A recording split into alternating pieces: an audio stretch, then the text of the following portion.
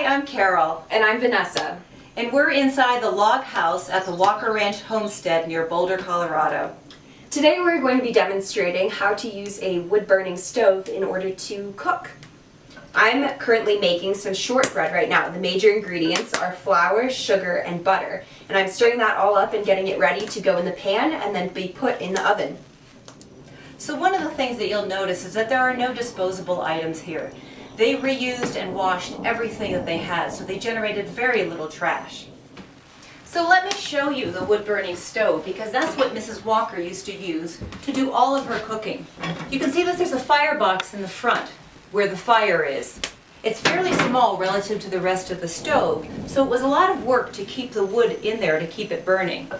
But the first thing you have to know when you're lighting a wood stove is to make sure that the flue is open. The flue is a little flap that can either be vertical or horizontal.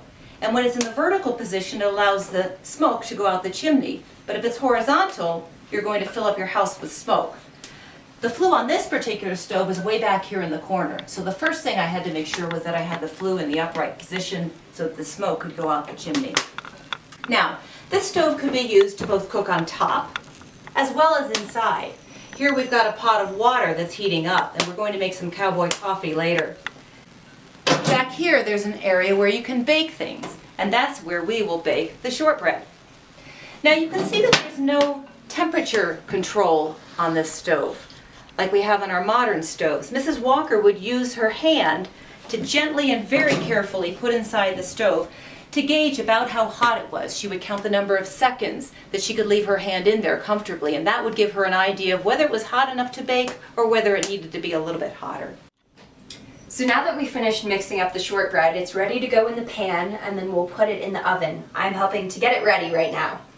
And you'll see that Vanessa's putting this in a cast iron pan, which was the type of pan they always used back then. In fact, there was one item that we have nowadays that they didn't have back then. Can you guess what that was?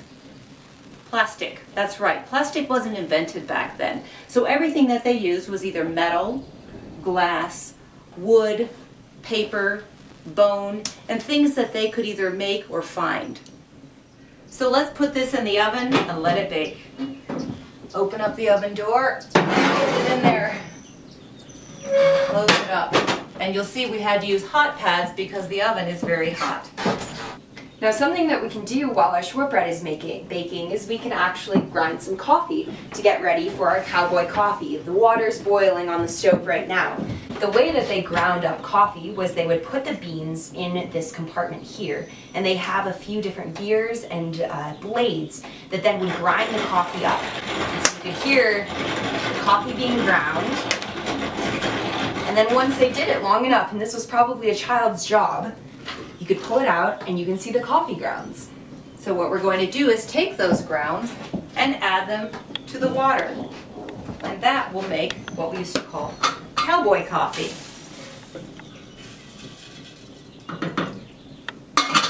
So that just needs to heat on the stove for a while.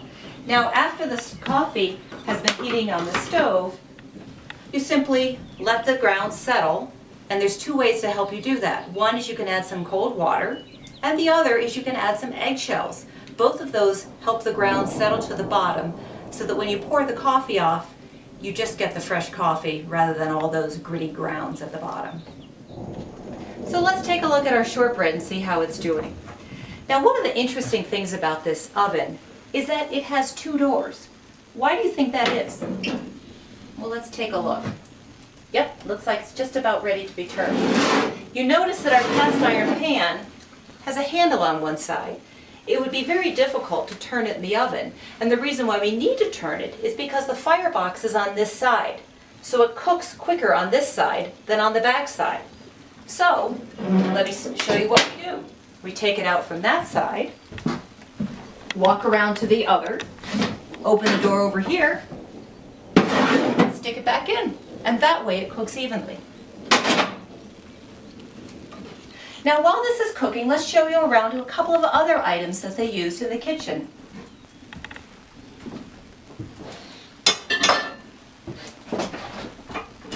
Any idea what this is?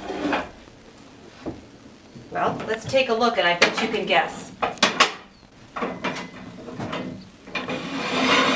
a waffle iron.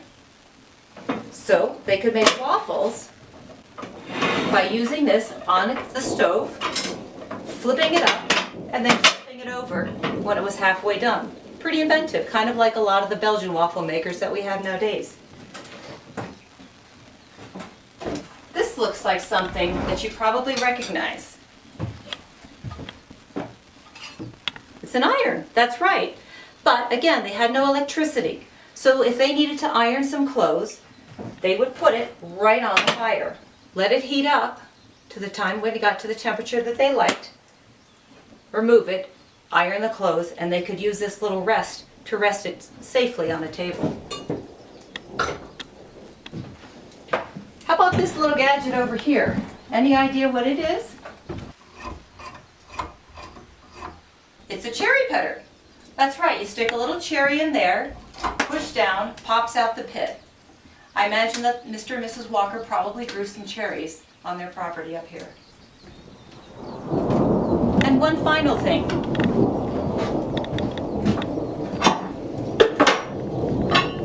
Take a look at this pan. Any idea what you might do with this?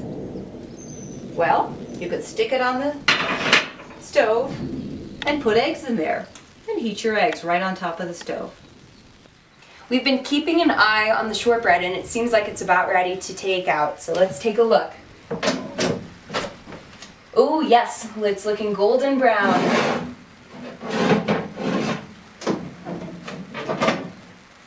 There we go. Well, this was cooking in the log house using an old-fashioned stove. Thank you so much for coming and tuning in, and we hope to see you in person in the future.